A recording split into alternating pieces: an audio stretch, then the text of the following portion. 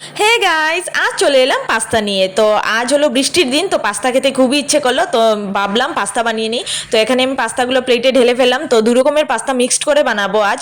আর এইদিকে পাস্তা বানানোর জন্য আমার কি কি লাগবে সব কিছু নিয়ে এলাম। তো এইদিকে জলটাও ফুটে গিয়েছে, তো এখন পাস্তাটা সিদ্ধ হতে দিয়ে দিলাম।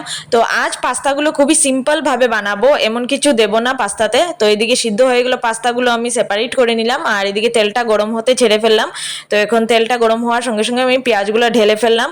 তো এখন একটা একটা করে আমি সব কিছু দিয়ে দেবো। তো টমেটো দিয়ে দিলাম, এইদিকে বাঁধাকপিও আমি একটু পরে দিয়ে দেবো। তো এইদিকে দেখো বাঁধাকপিটাও দিয়ে দিলাম। আর এখন একটু নুন দেব।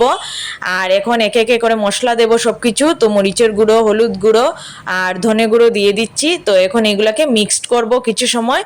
আর এইদিকে দেখো বিরিয়ানি মশলা, তো বিরিয়ানি মশলাটাও ওই ভাজাতে দিয়ে দেব।